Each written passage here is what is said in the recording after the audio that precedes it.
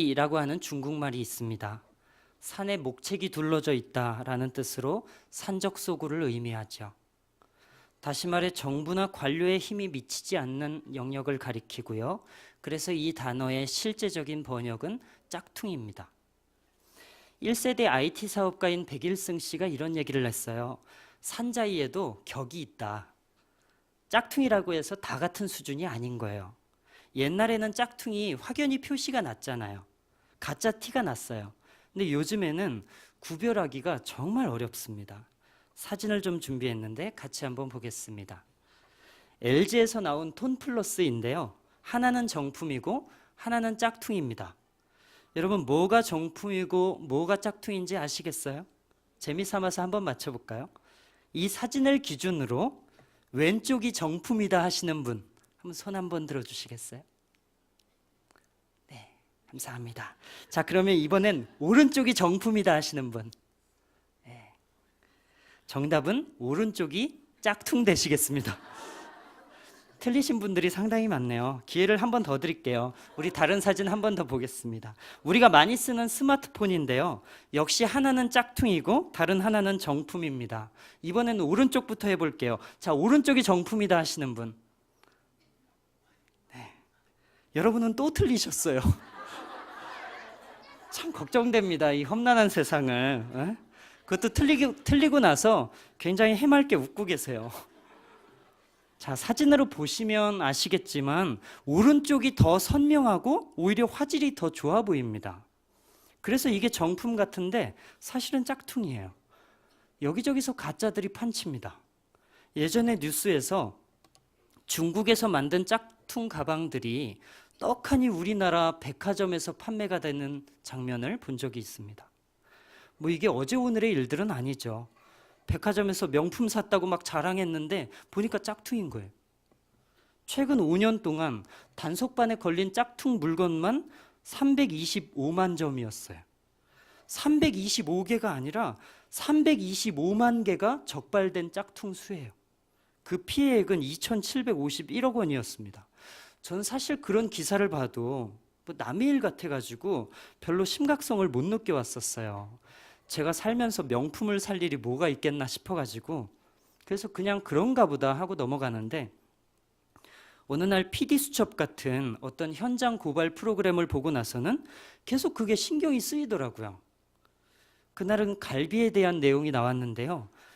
제가 고기 중에서 제일 좋아하는 게 갈비라서 유심히 보게 됐습니다.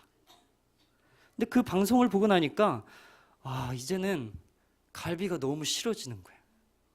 물론 먹긴 먹습니다. 그냥 싫어졌다는 거지 안 먹는다는 얘기가 아니에요. 그날의 방송의 내용은 이랬습니다. 어느 산골짜기에 위치한 한 공장에서 식당에서 나온 것 같은 돼지갈비뼈, 소갈비뼈 이런 사람들이 먹고 버린 그 뼈들을 큰 다라에 담아서 세척을 하고 있더라고요. 아니 저거를 씻어서 뭘 하려나 했더니 몇몇 아줌마들이 동그랗게 둘러앉아서 그 뼈에다가 풀을 발라요. 이게 먹는 풀인지 목공용 풀인지 잘 모르겠어요. 어쨌든 풀을 발라요. 그리고 정체를 알 수 없는 고기들을 그 뼈에 붙이기 시작했습니다. 그리고 팩에 가지런히 담더니 충격적인 스티커 하나를 붙였어요. 1등급 한우. 감히 한우를 능멸하다니. 아무튼 그렇게 풀로 붙인 고기가 전국 각지로 들어간다고 하더라고요. 너무 충격이었어요. 그동안 한우를 먹지 않았던 것이 신의 한 수였던 것 같아요. 물론 마트에 있는 고기들이 죄다 그러지는 않겠죠. 정말 지극히 일부일 수 있습니다. 그런데 문제는 그렇게 풀로 붙인 가짜 고기들이 1등급 스티커를 붙이고 매장에 들어와도 아무도 알아보지 못하더라는 데 있어요. 너무나 뻔뻔스럽게 가짜가 명품 마크를 달고 백화점에 들어오지만 아무도 알아보지 못해요. 전에 일반인들을 대상으로 명품과 짝퉁의 감별이 가능한지 실험하는 방송을 봤는데요. 신기한 건 대부분의 참가자들이 오히려 짝퉁을 진품으로 지목했다는 것입니다. 왜 아까 손들었던 그 사람들처럼. 진품은 짝퉁 취급을 받고 오히려 짝퉁이 정상 취급을 받고 있어요. 짝퉁이 되려 올바른 것처럼 여겨지고 있단 말이에요.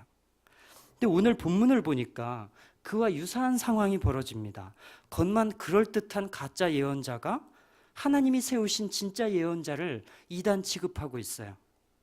안타까운 게 뭐냐면 만약에 거의 다 정상이고 짝퉁이 한두 개가 섞여 있는 거라면 그거 골라낼 수 있겠는데 가짜가 진짜보다 월등히 많다 보니까 오히려 가짜가 더 옳은 것처럼 여겨져요. 모두가 외눈박이인 마을에서는 두 눈을 가진 사람이 비정상 취급을 받는다고 그랬습니다. 본문에 나오는 이스라엘도 마찬가지예요. 옳은 것이 옳다 여겨지고 잘못된 것이 지적을 받는 세상이 아니었어요. 오히려 그 반대였죠. 진리를 전하는 아모스는 역적으로 몰리고 탐욕에 눈이 먼 제사장 아마샤는 충신으로 여겨집니다. 왜 이런 현상이 나타날까요? 아까도 얘기했지만 세상에 두 눈을 가진 사람들보다 외눈박이들이 더 많아졌기 때문이죠. 악이 득세하는 거예요. 거짓말도 한 사람이 하면 힘이 없는데요. 모두가 입을 맞추면 진실도 무너뜨릴 수 있습니다. 당시 이스라엘의 모습이 어떠했는가를 아모스 8장 4절에서 6절까지 기록하고 있는데 같이 한번 찾아서 읽어보겠습니다. 함께 읽겠습니다. 시작. 가난한 자를 삼키며 땅에 힘없는 자를 망하게 하려는 자들아, 이 말을 들으라. 너희가 이르기를 월삭이 언제 지나서 우리가 곡식을 팔며 안식일이 언제 지나서 우리가 밀을 내게 할꼬. 에바를 작게 하고 세계를 크게 하여 거짓 저울로 속이며 은으로 힘없는 자를 사며 신 한 켤레로 가난한 자를 사며 찌꺼기 밀을 팔자 하는도다. 아멘. 보세요. 세상이 뒤집혀 있습니다. 몇몇 사람들만의 잘못이 아니에요. 온 이스라엘 전체가 다 외눈박이인 거예요. 하나님의 선민이라고 하는 저들이 가난한 자들을 삼키고 힘없는 자들을 짓밟아서 더 무력하게 만들어요. 또 안식일 날 장사를 못하게 됐다고 화를 내고 거짓 저울로 사람들을 속여서 이윤을 남깁니다. 신발 한 켤레 값에 사람이 사고 팔리고 있습니다. 장사꾼들은 찌꺼기 밀을 팔기로 다짐하고 있어요. 세상이 완전히 미쳤어. 죄를 짓고도 죄책감은커녕 오히려 더 당당해요. 우리가 찌꺼기 밀을 팔자. 거짓 저울로 속이자. 가난한 자들을 삼키고 힘없는 자들을 망하게 하자. 너무 아무렇지도 않게 죄를 짓고도 뻔뻔한 얼굴로 살고 있는 거예요. 우리는 본문을 보면서 생각합니다. 세상이 이렇게 썩었는데 도대체 당시의 교회들은 뭘 하고 있었을까? 세상이 빛과 소금이라고 말하는 교회가 세상이 저렇게 어두워지고 썩어가는 동안 대체 뭐 하고 있었냔 말이에요. 예수님은 교회들을 향해서 빛과 소금이라 하십니다. 맞습니다. 주님의 말씀처럼 교회는 빛과 소금이죠. 그런데 주님은 그 말씀 이후에 한 가지 우려되는 이야기를 하세요. 소금이 그 맛을 잃을 수 있는 가능성이 있다라고 이야기하세요. 빛이 말 아래 가리우게 될 경우에 보이지 않을 우려가 있다고 말씀하세요. 그리고 그렇게 된 빛과 소금은 세상에서도 쓸모없게 여김을 당하고 사람들의 조롱을 받을 것이라 경고하십니다. 만일 세상이 다 썩어도 이 땅의 소금인 교회는 썩지 말아야 될 것인데 안타깝게도 교회가 세상과 함께 썩고 있는 것을 발견합니다. 이번에 총신대 김영우 총장 사태를 보면서 세상보다 더 어둡고 세상의 부패한 곳보다 더 냄새나는 교계의 모습을 보았습니다. 그럼 이제 남은 것은 심판밖에 없겠지요. 기독교 강요 제4부 20장에 보면 교회와 국가의 관계를 서로의 타락을 방지하는 감시자의 역할로 보고 있어요. 국가가 타락하면 교회가 국가를 책망합니다. 또 반대로 교회가 타락하면 하나님께서 구약시대 때 그리하셨던 것처럼 국가들을 들어서 교회를 치시죠. 교회와 국가는 서로를 예의주시하다가 한쪽이 타락할 때 그것을 책망하고 교정하는 역할로 세워졌단 말이에요. 근데 오늘 본문을 보니까 교회와 국가가 서로 죄를 범하지 않도록 어떤 긴장 관계를 이루고 있는 게 아니라 서로의 이익을 위해서 결탁하고 죄를 눈 감아주고 있는 것을 볼 수 있어요. 교회와 정치 권력이 만나서 좋아진 예가 역사적으로 한 번도 없습니다. 키에르케고르가 이야기했던 것처럼 번영으로 인해서 쇠망한 종교는 기독교밖에 없는 거죠. 예루살렘 성전이 언제 망했습니까? 국가의 도움으로 가장 크고 화려한 성전을 지었을 때 망했습니다. 또 종교개혁이 언제 일어났습니까? 카톨릭이 국가 종교로 인정받고 교황의 권위가 하늘처럼 높아졌을 때 일어났습니다. 종교는 정치와 결탁해서 성공할 수 없단 말이에요. 교회와 국가는 서로에게 쓴소리를 할 수 있는 긴장 관계로 남아야만 하죠. 그런데 이 베델 성소와 제사장들을 보면 저들은 애초부터 왕권을 지키기 위한 목적으로 세워졌기 때문에 왕을 거스를 수가 없는 거예요. 베델 성소가 왜 지어졌죠? 이스라엘이 남유다와 북이스라엘로 갈라졌을 때 북이스라엘의 왕이었던 여로보암이 유다에 비해서 자기에게 한 가지 불리한 점을 깨달았어요. 이스라엘 사람들이 절기 때만 되면 다 예루살렘 성소로 모이는 거예요. 그 예루살렘 성소가 남쪽 유다에 있잖아요. 그러니까 북이스라엘의 왕이 볼 때에는 항상 불안한 거예요. 절기 때마다 백성들이 남쪽으로 넘어갈 것만 같은 그런 불안함. 그래서 묘수를 생각한 것이 이 베델 성전이죠. 사람들이 더 이상 남쪽으로 가지 않아도 되도록 베델에 또 하나의 성전을 짓습니다. 앞으로는 멀리 예루살렘까지 가지 않아도 좋다. 이곳 베델에서 제사를 드리도록 하자. 이것은 사람들의 편의를 위한 것이라기보다는 자신의 왕권을 보호하기 위한 수단이었죠. 베델 교회는 애초에 여로보암 정권의 유지 보호를 위해서 세운 교회란 말이에요.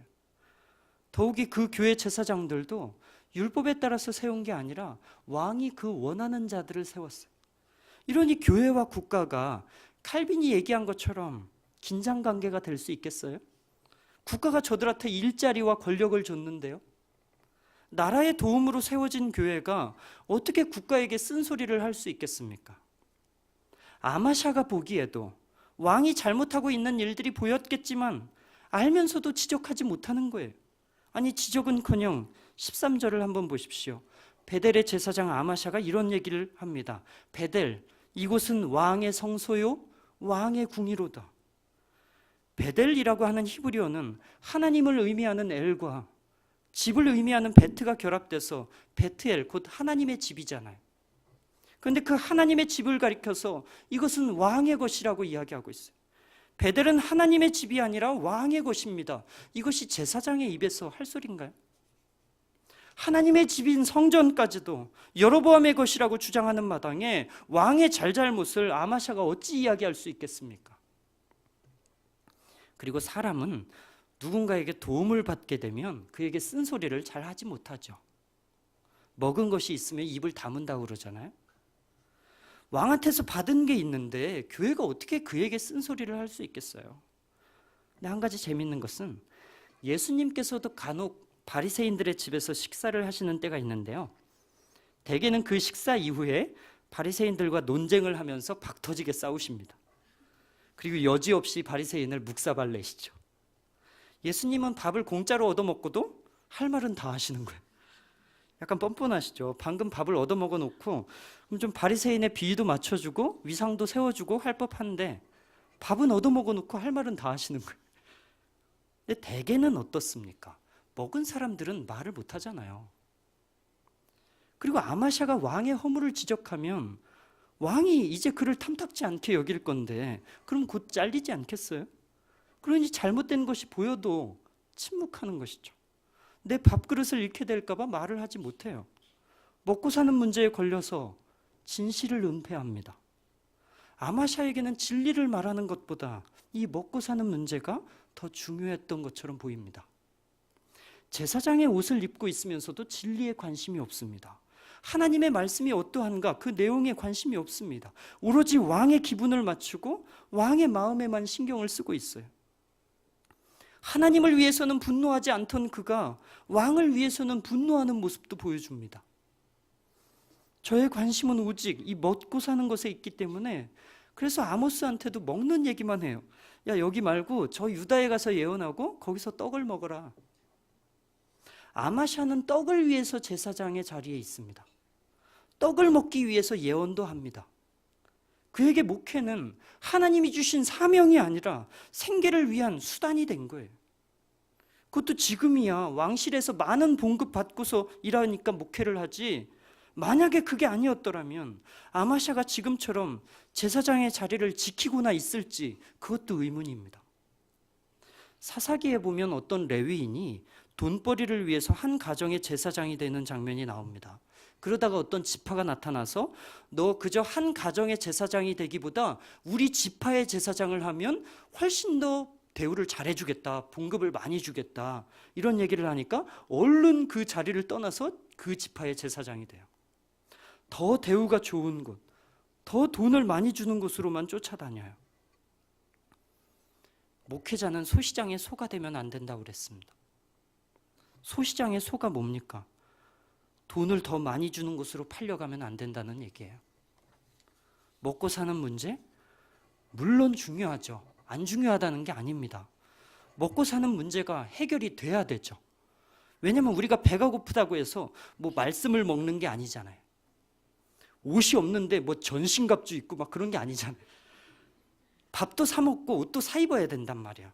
돈이 필요하다니까요. 저도 살면서 사례비에 크게 신경을 써본 적이 없는데 이게 결혼을 하니까 마냥 무심할 수만은 없더라고요. 제가 결혼 전에 개척교회를 3년 동안 섬긴 적이 있었는데요. 1년간은 죄송해서 사례비를 아예 안 받았어요.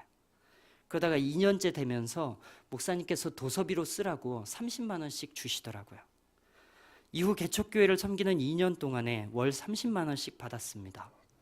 한 달에 30만 원이면 연봉이 어떻게 되는지 아세요? 연봉이 무려 360만 원이에요. 돈 잘 버는 사람들의 한 달 월급보다도 적죠. 예전에 왔다 장보리라는 드라마에서 연민정 역할로 크게 인기를 얻은 이유리 씨가 저희 학교 전도사님이랑 결혼을 했거든요. 제가 그분과 같은 학번입니다. 제가 5반이었고 그분이 6반 전도사님이었는데 하여간 두 분이 결혼을 했습니다. 아무튼 그때 인터넷에 탤런트 이유리, A 전도사와 결혼 이렇게 기사가 나니까 거기에 수많은 악플들이 달리는 거예요. 근데 그 중에 어떤 사람이 이런 얘기를 썼어요. 아니 왜 하고 많은 사람 중에 양복 입은 그지랑 결혼을 해? 저는 그때 세상에 전도사를 부르는 또 하나의 호칭이 있다는 것을 깨달았어요. 양복 입은 그지. 그걸 보는데 왠지 저희 아내한테 미안해지더라고요. 그지랑 결혼을 한 것 같아가지고.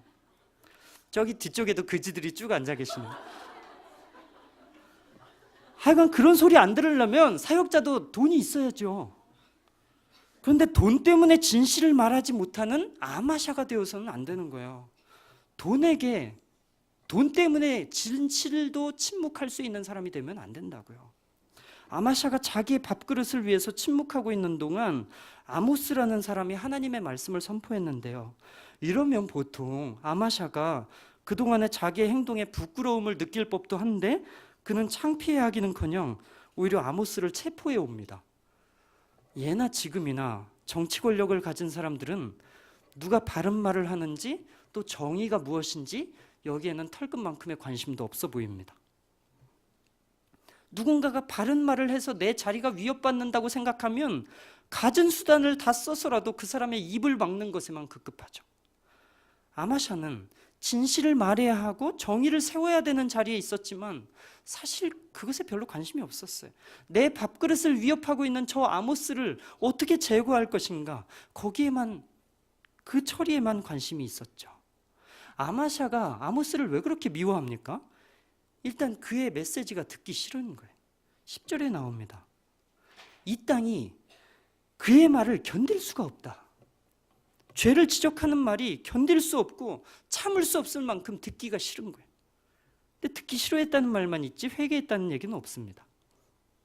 나의 죄를 지적받을 때 불쾌해하는 것만 있지 회개하는 게 없단 말이에요. 요나와 니느웨의 경우를 보세요. 저들이 지은 죄가 많아도 회개하면 용서하십니다. 근데 회개는 하지 않고 일단 기분 나빠만 합니다.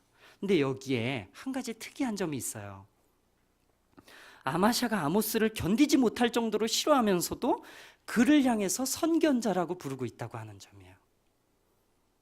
아마샤는 그를 하나님의 메시지를 전하는 사람으로 인정하고 있는 거예요. 아마샤가 아모스에게 호재라고 부르고 있는데요. 이것은 하나님의 말씀을 받는 자, 하나님의 말씀을 보는 자라는 뜻입니다. 아모스서 1장 1절에서 그가 스스로에게 이야기합니다. 나는 호재라고 이야기합니다. 나는 묵시를 받는 자라. 아모스는 자기가 하나님의 말씀을 받은 호재라는 것을 알았습니다. 근데 이것을 그만 알고 있는 게 아니라 그를 끔찍히도 싫어하는 그 아마샤도 알고 있었어요. 그는 인정해요. 저가 하나님의 말씀을 받은 자라는 것을. 그러나 그 다음이 문제입니다. 네가 하나님께 말씀을 받은 선견자라는 것을 안다. 그러나 얘기하지 말라는 거예요. 듣기 싫기 때문에. 아모스가 들은 것이 진리라는 거, 그가 하나님께 메시지를 듣는 자라는 것을 인정하지만 듣기 싫기 때문에 하지 말라는 거죠. 근데 이스라엘 사람들이 다 싫다고 하는데도 아모스가 고집스럽게 메시지를 전파하니까 아마샤가 그를 불러다 놓고 협박을 합니다. 이것이 왕의 성소와 왕의 궁전인데 여기에서 왕을 험담하고 있으면 어쩌자는 거냐. 너 죽고 싶지 않으면 빨리 이 자리를 피하는 게 나을 거다. 계속 이런 예언을 계속하면 너 죽게 될 것이라고 협박했어요. 그런데 그때 아모스가 이 아마샤에게 굉장히 멋진 말을 해요. 나는 선지자도 아니요. 그렇다고 선지자의 가족도 아닙니다. 나는 그저 시골에서 양을 치는 사람입니다. 그런데 어느 날 내가 양을 치고 있을 때 하나님이 말씀하셨습니다. 너는 이스라엘에게 가서 내 말을 전파하라. 그래서 그때부터 지금까지 이렇게 전파하고 있습니다. 이스라엘이 타락해가는 것을 보면서 왕과 백성들에게 회개를 촉구해야 될 사람은 현직 제사장 아마샤였지만 그는 잠잠하고 있고, 오히려 이 일에 발벗고 나선 사람은 선지자도 아니요 제사장도 아닌 양치기 아모스였습니다. 마땅히 말해야 될 제사장이 잠잠하니까 양치기인 나라도 나서서 하나님의 말씀을 전하는 거예요. 마치 골리앗과 싸우는 다윗의 모습을 보는 것 같지 않습니까? 당시 이스라엘에 왜 골리앗과 싸울 만한 용사가 없었겠습니까? 골리앗을 상대할 만한 어른이 왜 없었겠어요? 골리앗이 하나님의 군대를 모욕하고 있는데도 수천 명이나 되는 병사들 가운데서 아무도 나서지 않으니까 소년 다윗이 그럼 나라도 나가서 싸우겠다, 그렇게 나간 거 아니에요? 꼭 내게 선지자라는 직분이 있어야 일을 하는 것이 아니에요. 여러분, 직분이 뭐가 중요합니까? 하나님의 일은 직분으로 하는 것이 아니에요. 직분이 있다고 해서 더 잘하는 것도 아니고요. 어떤 분이 그러시더라고요. 전도사는 전도하는데 도사다. 그런데 저는 전도사로 사역할 때 제일 어려운 것이 하필 전도였어요. 예전에 교회 전도팀이랑 같이 아파트 전도를 다니는데요. 교회 주보를 아파트 현관문에다가 꽂아놓고 오면 되는 아주 간단한 미션을 받았어요. 한 사람씩 아파트 몇 동씩 맡아서 주보를 열심히 현관문에다가 끼우고 다녔는데요.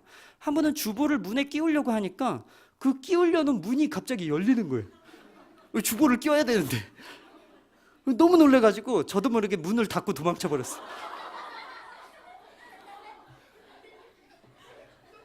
한참을 도망가다가 좀 이상한 거예요. 내가 뭐 죄 지은 것도 아니고 그냥 사람이 나왔으면 그냥 그 사람한테 전했으면 되는 것을 그걸 못 해가지고 도망을 친 걸 생각하니까 너무 창피하더라고요. 분명한 건 직분으로 일을 하는 건 아닌 것 같아요. 2005년 겨울에 지하철 6호선 안암역에서 5살짜리 어린아이가 선로에 떨어지는 사고가 있었습니다. 마침 지하철이 막 들어오고 있었기 때문에 섣불리 구하러 갔다가는 둘 다 죽을 수 있는 그런 상황이었어요. 사람들이 다 눈치만 보는 거예요. 아무도 나서지 않아요. 그런데 당시 18살이었던 고등학생 김대현 군이 황급히 뛰어내려가서 아기를 안고 왔습니다. 당시에 그 학생이 인터뷰 중에 이런 얘기를 했어요. 아무 소리도 들리지 않았어요. 아무것도 보이지 않았어요. 그저 아이를 살려야 되겠다는 생각밖에 없었습니다. 아이를 죽음에서 구해낸 것은 거기 직원이 아니에요. 뭐 국가 자격증이 있는 구조대원도 아니었어요. 아이를 살려야 된다는 생각에 심장이 뛰었던 어느 고등학생이었습니다. 누구면 어떻습니까? 하나님의 일이 내 가슴을 뜨겁게 한다면 그것으로 충분하지 않습니까? 꼭 직분이 필요한가요? 마귀는 자꾸 자격을 논해요. 뭐만 할라치면 야, 네가 교회 목사님이야? 왜 이렇게 오바해? 너 먹고 사는 일에나 좀 신경을 써봐. 왜 이렇게 오지랖이 넓어? 이것은 다윗의 형이 골리앗과 싸우려고 했던 다윗에게 만류하면서 했던 얘기예요. 야, 미쳤어? 네가 군인이야? 너는 겨우 양치기잖아. 조용히 양이나 치고 있을 것이지 왜 그렇게 오바해? 맞습니다. 양치기는 조용히 양이나 치고 있을 것이지 왜 이렇게 오바하죠? 아모스가 그 양치기예요. 그는 양치기이자 뽕나무 관리자였습니다. 둘 다 이스라엘에서는 천대받는 직업들이죠. 먹고 살기 위해서 투잡을 뛰어야만 했던 그 아모스가 입에 풀칠하는 일에나 신경 쓸 것이지 왜 이렇게 쓸데없이 오버하고 있습니까? 그리고 또 아모스가 선지자 일을 했다고 해서 세상이 바뀐 것도 아니잖아요. 아모스가 열심히 일했어 봤자 세상은 여전히 악한 채로 남아있지 않습니까? 세상은 여전히 가난한 자들을 삼키고 거짓 저울로 속이고 힘없는 자들을 짓밟으면서 살고 있어요. 여전히 아마샤는 왕궁에서 잘 먹고 잘 살 거예요. 세상은 그대로란 말이에요.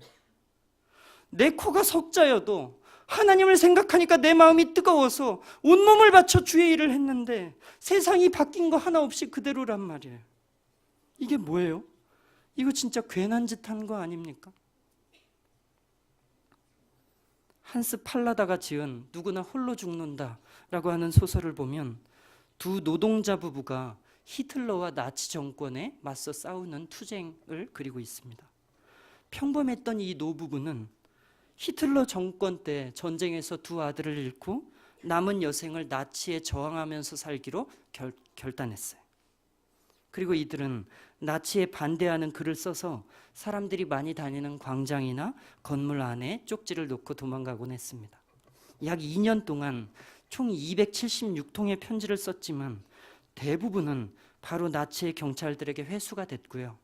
겨우 18통의 엽서만이 사람들에게 전해졌지만 사실 그마저도 별로 영향가가 없었습니다. 사람들은 그 엽서를 보고 오해받을까 두려워서 바로 나치에게 신고를 하거나 그냥 쉬쉬할 따름이었어요. 이 부부가 2년 정도 만에 체포가 됐는데요. 사형을 앞두고 나서 이들은 궁금했어요. 아내가 남편에게 물어봅니다. 여보,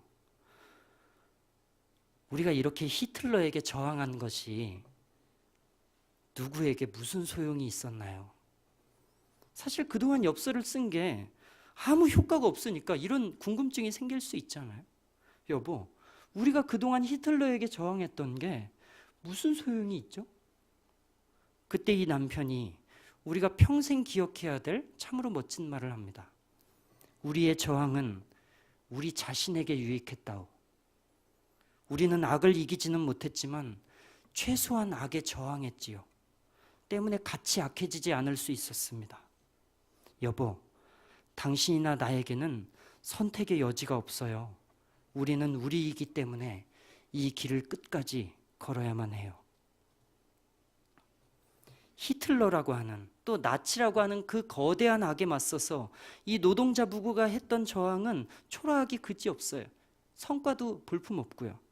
하지만 그 투쟁이 왜 의미가 있습니까? 저들은 악을 이기지는 못했지만 최소한 악에 저항했기 때문입니다. 어쩌면 이 세상은 우리의 힘으로 바꿀 수 없는 거대한 악인지도 모르겠습니다. 이러한 세상에 대항하는 것 자체가 무모한 일처럼 여겨질 때가 많아요. 세상에 역행하는 것은 미련한 자 같아요. 차라리 아마샤처럼 적당히 예수 믿고 적당히 세상과 타협하면서 누릴 것도 누리고 세상 죄미도 취하는 것이 더 지혜로워 보이지 않습니까?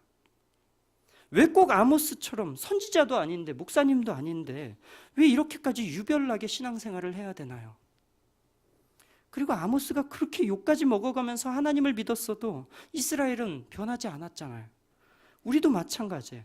우리가 아무리 예수님을 잘 믿어도 세상은 달라지지 않을지도 모릅니다. 내가 예수 잘 믿고 기도의 사람이 되면 세상이 뒤집어집니까? 야속하게도 세상은 그대로일 때가 더 많습니다. 그럼 도대체 뭐하러 아모스는 또 우리는 이렇게 살아야 됩니까? 이 노부부의 답변이 이에 대한 좋은 대답이 될 거라고 생각합니다. 우리의 저항은 우리 자신에게 유익했다오. 우리는 악을 이기지는 못했지만 최소한 악에 저항했지요. 때문에 같이 악해지지 않을 수 있었습니다. 여보, 당신이나 나에게는 선택의 여지가 없어요. 우리는 우리이기 때문에, 우리는 크리스찬이기 때문에 이 길을 끝까지 걸어야만 돼요. 찬양 하나 하고 기도하겠습니다.